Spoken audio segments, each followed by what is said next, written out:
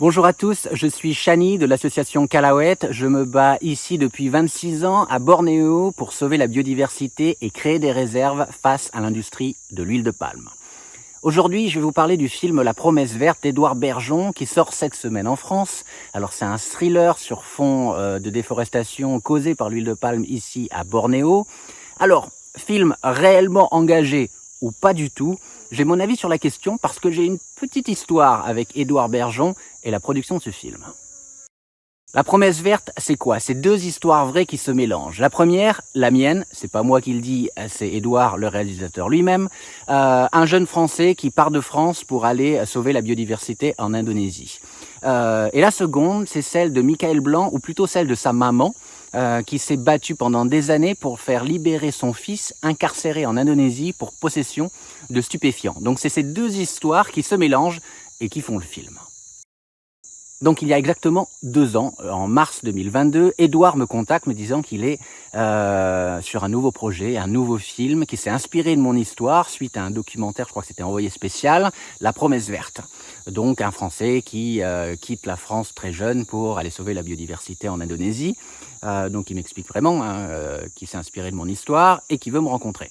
Il se trouve que quelques semaines plus tard, je dois passer à Paris. Je rencontre Édouard pour un déjeuner. Il y avait à l'époque un scénariste avec lui et des gens de la production.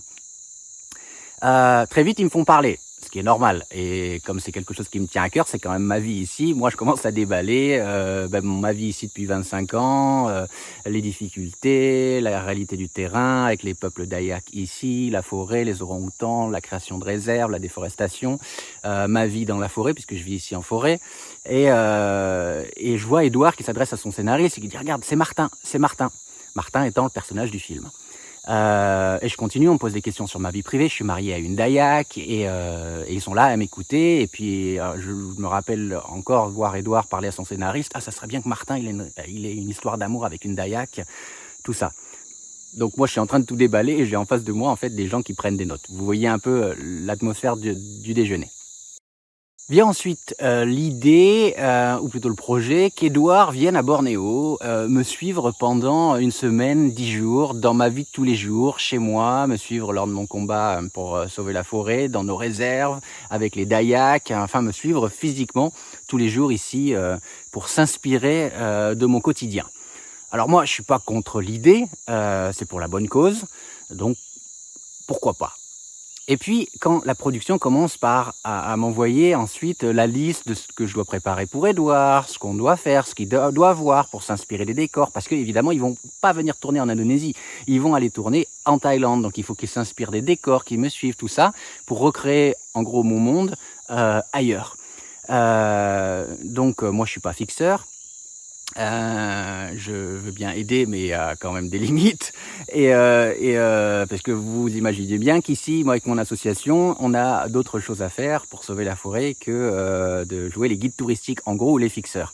Donc, je demande des garanties à la production. Des garanties, c'est que Kalawet, mon association, soit partenaire du film, que le logo soit au générique, des choses très très simples.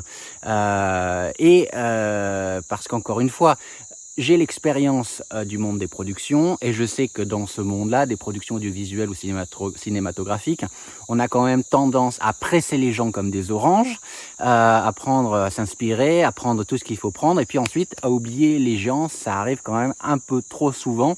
D'autant plus qu'encore une fois, ils vont pas venir tourner en Indonésie, ils vont venir tourner en Thaïlande. Donc ils vont tout prendre et ensuite un peu m'oublier. Je le voyais gros comme une maison, donc je demande des garanties. Rien de bien extraordinaire, mais que au moins l'association soit partenaire du film avec au moins un logo. Donc, pour m'investir autant, je demande des garanties. Encore une fois, pour aider la cause sur le terrain, celle où on se bat pour sauver la forêt, donc que mon association soit partenaire du film ou un logo générique, des choses comme ça. Et là, ça se passe pas avec Édouard le réalisateur, mais avec le producteur que je rencontre, le producteur de Nord-Ouest, dans leurs locaux. Et là, un non catégorique. Ah non, on peut te donner aucune garantie, on peut rien te signer, mais fais-nous confiance, tu sais c'est compliqué pour nous. À l'époque, leur actrice qu'ils avaient sélectionnée, en fait, voulait pas faire le film. Il m'explique que c'est très compliqué, machin. Ok. Mais en fait, on s'en fout, non? C'est pas une entreprise à but non lucratif ou une entreprise philanthropique. C'est un film pour le cinéma à but commercial.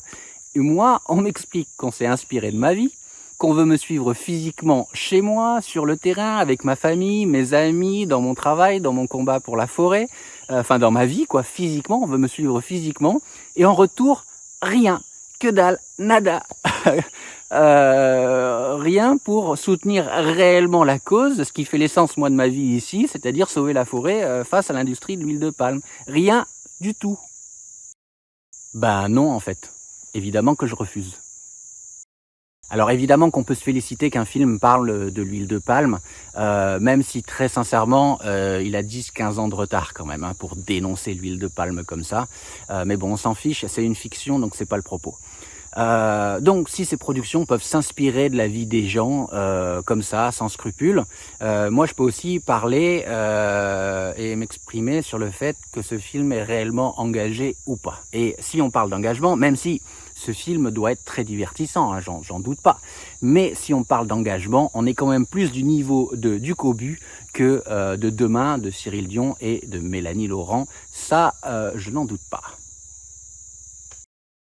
Donc vous m'avez compris, niveau sincérité de la production, j'ai des doutes. Donc vous qui aimez la forêt, vous pouvez dépenser 8 ou 10 euros pour aller voir ce film, ou pas, ou vous pouvez les investir dans des actions concrètes pour sauver la forêt ici à Bornéo. Merci.